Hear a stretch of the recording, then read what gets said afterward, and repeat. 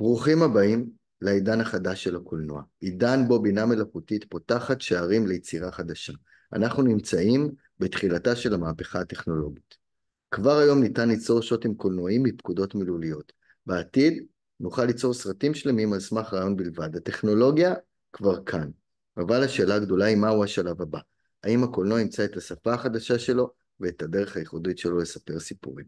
קולנועני העתיד, אני כאן בשבילכם. בשלוש סדנאות קצרות המיועדות לתלמידי מגמות קולנוע, נלמד כיצד לרתום את הבינה המלאכותית לצרכים שלכם, ותקבלו כלים פרקטיים שיסייעו לכם ביצירה. בסדנה הראשונה, פרה-פרודקשן, מרעיון לתסריט, ביקורת על התסריט, תכנון הצילומים וההפקה.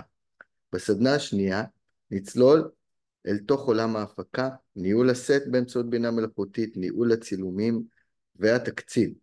בסדנה האחרונה נעסוק בפוסט-פרודקשן, עריכה אוטונומית, וידאו מפרומפט, הלחנה וכתיבת שירים בסונו, שיווק והפצה של הסרטונים.